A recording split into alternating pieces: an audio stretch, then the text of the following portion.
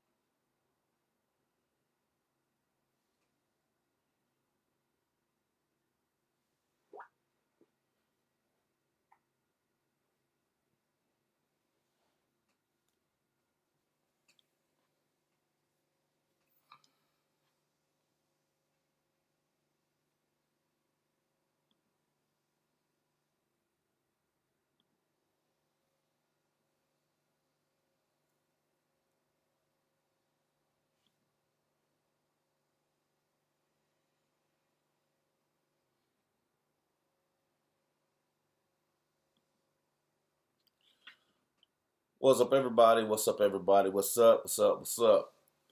It's Supreme Decisions, and today I actually woke up with a lot of people talking about the police body camera that was released from Walter, I believe it was Walter Scott Jr. I want to make sure everybody can hear me. Oh, there, yeah, we good, we good. And I was looking at a lot of the things that was going on, and unfortunately, my mind works in the manner of what would I do if I was in this situation, or what are some of the options that the family has? Where's the stance of the police and all that? All that started running through my head. But the funny part about this whole situation is, I started listening to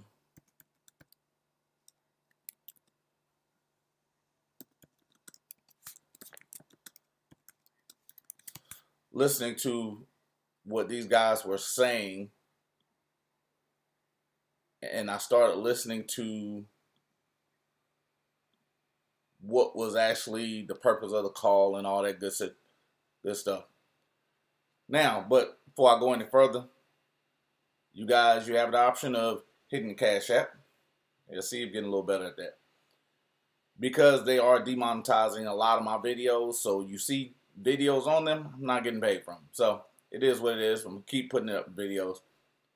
The second part of that is, what the hell was I getting ready to say?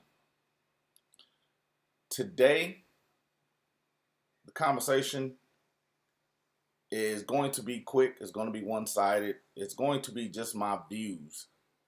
But I'm going to read something. And it's an easy lookup.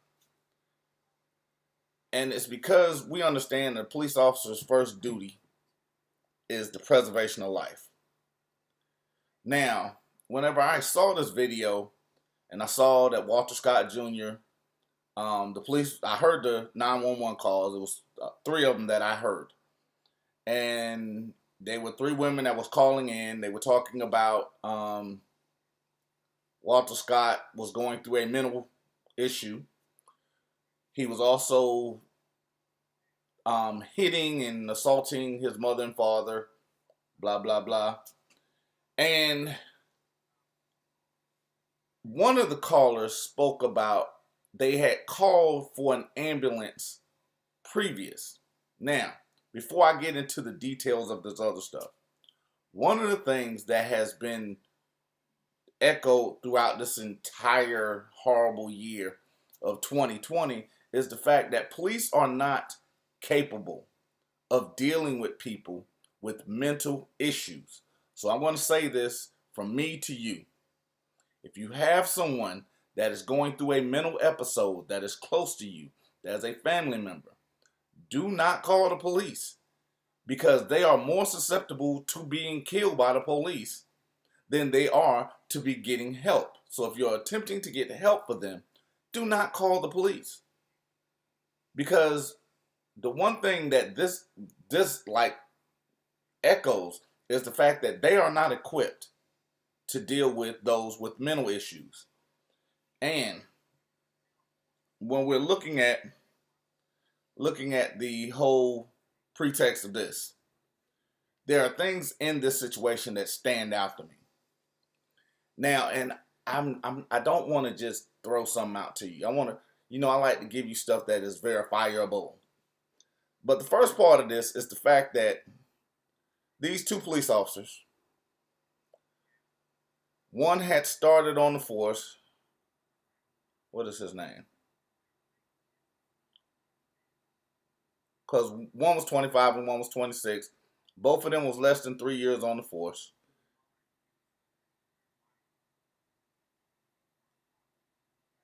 And I actually just had it up. I guess I'm not on that one.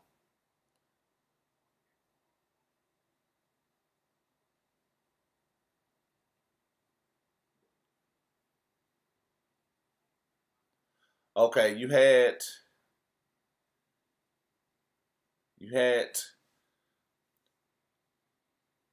Sean Matarazzo, Matarazzo, who's 25, and Thomas Munns, who's 26. Both of them had started on the force in 2017, 2018. Now, I'm not sure who all remembers the conversation I had about when police are the most violent and most deadly. Both of these young men fit into that category. Because again, 25, he's been there since 2018. 26, he's been there since 2017. From year 1 to year 5, they are the most dangerous because that's when they have mentally been prepared that everyone's going to hurt them. Everyone is out to kill them. They're using words like they're being hunted. And that's actually it, Free Church, because they're being trained that everyone is out to get them. So they're more trigger happy in years 1 through 5, in years 9 through, I think, 15. After that, for whatever reason, don't know what happened after year 5. And don't know what really triggers them after year 9. But they get to a point in like year 15 where, the gun means nothing. But there are a lot of people that are, there's that gap. These two young men fit in that. And that's Sean, Matarazzo, 25, and Thomas Munns. Now, the thing that really struck me about this entire situation is the fact that, and that's why I was here. That's why I was here. Because I'm actually going to read this because it was one of the most, it was the funniest things. Here, I'm going to say this because the police chief of Philadelphia and the statement from the Philadelphia Police Union said the officers followed their training and department policy. I'll catch that. The police union and the police chief, these officers followed their training and department policy. It is completely inappropriate that these officers continue to be vilified for doing their job. Listen, I want you to keep that. I want you to remember that. I'm going to give you some tee-hees from that. How can they be following their job if their first duty is preservation of life? Their first duty is preservation of life, right? There's a list. Now, one of the things that I spoke about too is the options that a police officer carries with them that are non-lethal to continue to actually follow through with their duties of preservation of life. The first thing is a taser, which are direct energy devices, which electrocute the shit out you if you ever had one. They have pepper spray. They have batons. A lot of times they have hand-to-hand combat. They have rubber bullets. They have 7 non-lethal weapons supposedly on them at all times. Now, remember what I just said. The police chief and the police union said these officers did their job and followed police department policy. These officers, neither one, did not have tasers, and they had only their service revolvers. The easy part of this. I actually went and looked up the Philadelphia Police Department's uniform for patrol officers. And it says this one thing, is almost the funniest shit I've ever seen in my life. Section 4, equipment to be carried while on duty. Uniformed police officers and sergeants will carry the following while on duty. This is the Philadelphia Police Department Directive 6.7-14. I'm going to say that one more time. Because again, this is something you can verify. This is something you can look up. This is something that you don't have to take my word on. Equipment to be carried while on duty. Directive 6.7-14. Uniformed police officers and sergeants will carry the following while on duty. The first thing that's on here that these two people said they did not have: baton. The very first thing on there. It is literally number 1. So if they did not have item number 1, they were out of uniform. So therefore their engagement with Walter Scott Jr. was negligence. These are the things that equivocate to wrongful death and negligent homicide. It is literally number 1, baton. Why? Because that is the most used, and if he has a knife, the baton slaps the knife out of his hand. If he's having a mental issue, there are other options because you have hand-to-hand combat training. These aren't things I'm making up. These are things I've shown you in writing. This is something I'm giving you that you can actually go look up. This is their words. And remember, I constantly tell you, you can't argue with yourself. This is your department policy. Notice that the police union and the police department said they followed department policy, yet they're out of uniform. How is that possible? How can you follow department policy and not follow department policy with your uniform? That's the absolute first thing that's on here. Then you have the ASP, handcuffs with key, a whistle. Guess what else they did not have on them? Their flashlights. That's number 5. A pocket penknife, a street guide, pocket notebook, pen and paper. A minimum of 12 extra department issued cartridges carried in belt cartridge holder and speed loaders for their Glock pistols. Handkerchief, timepiece, belt, holster, authorized firearm. Notice that was like way down the list. The one thing they had was number 16. The other 12, to hell with them. Number 16, that's the one we're going to carry. That's the only part that they follow. Now, and I'm going to bring up this because a lot of times most people have no clue of some of the things that can or can't be asked for. One of the things I was actually trained to ask, well, I'm going to get back on subject in a second, but it's number 16, and it's identification cards. The identification card is something that they must carry on them at all times. So if you're in Philadelphia, this is something, when you ask them for their identification card, they must have it. They must issue it to you. They must hand it to you. All personnel are required to have identification card, portrait photo taken in the approved department standard. All personnel. And this is standard uniform or equipment to be carried while on duty by uniformed police officers and sergeants. You know those people that come out there whenever you say, I need a supervisor.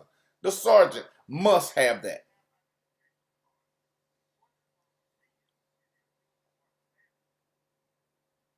Now, that they are really going deep into this. Supposed to have a nameplate with lettering. Number 19. Authorized pepper spray and holster. They did not have that. They didn't have 2 of the 3 required non-lethal weapons, because all they had was their pistol. They didn't have number 19. They didn't have number 1. And it's amazing to me. These are the same people that said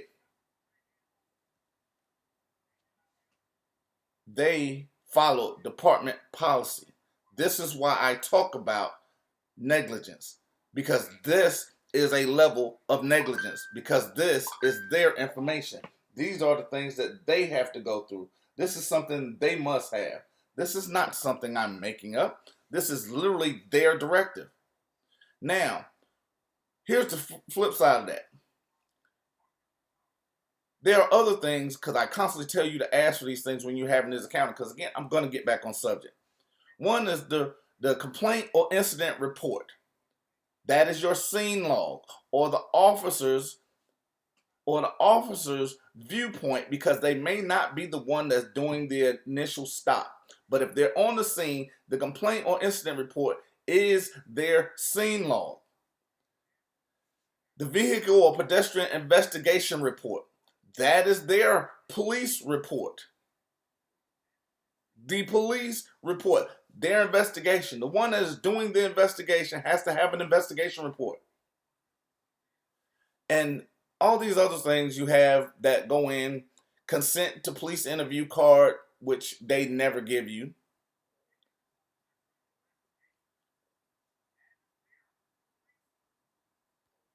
So they didn't have flashlight, didn't have baton, didn't have pepper spray. They only had a gun. So which meant they were out of uniform, which meant their acts level up to negligence, which means they are liable for wrongful death, because wrongful death literally speaks to negligence. Both officers are. Now, and here's one thing that most people did not catch, even if you're watching the video. Because the first time I watched it, I heard something. I didn't know what it was I was hearing.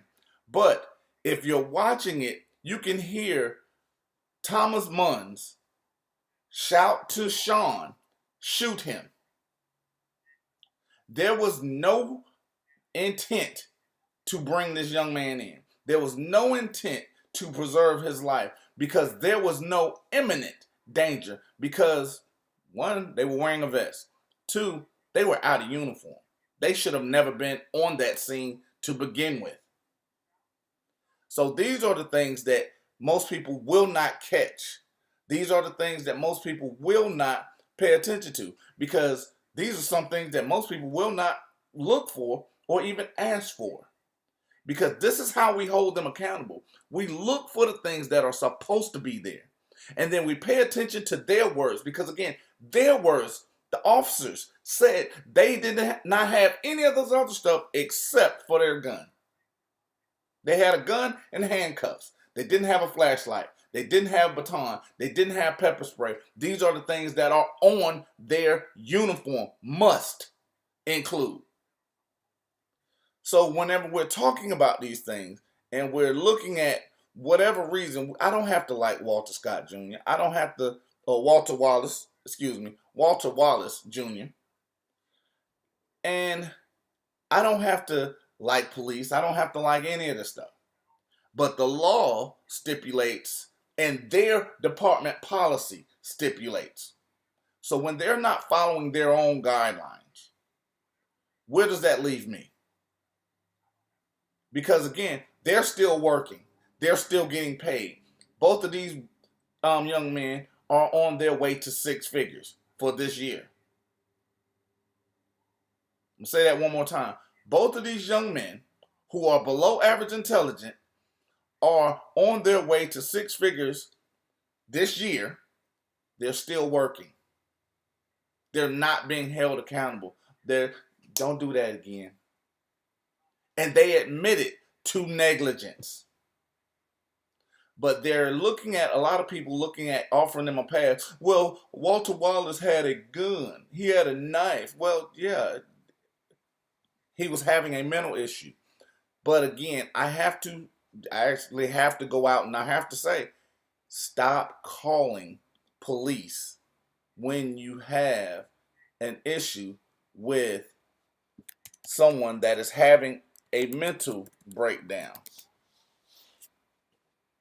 Because it's not something that's going to behoove you or actually help you when it needs to. Because this is where we're at in this society. This is where we're at when we're looking at this. But there are certain things that have to be done in order to hold them accountable. And you have to be willing to go through this type of stupidity, for whatever reason, and hold them accountable. You have to hold not only their feet to the fire, you have to be willing to walk through that fire. Because in order to hold someone in the fire, you have to be there too. Just keep that in mind. Well, love you guys. I might be back on a little later today. There is a video that's coming up. Got a couple of edits that are coming. Be sure to set your clock to it. It's coming on, I believe it's 7 p.m. Eastern time. And yeah, I'm not going to go through all those. But 7 p.m. Eastern time, you know where you're at. Put the reminder on it. Hopefully you get notified. But just know it's 7 p.m. Eastern. So dress it accordingly. Now, I love you guys. Don't forget to hit that Cash App. Super Chat is going. And Supreme, you know what it is. I'm out.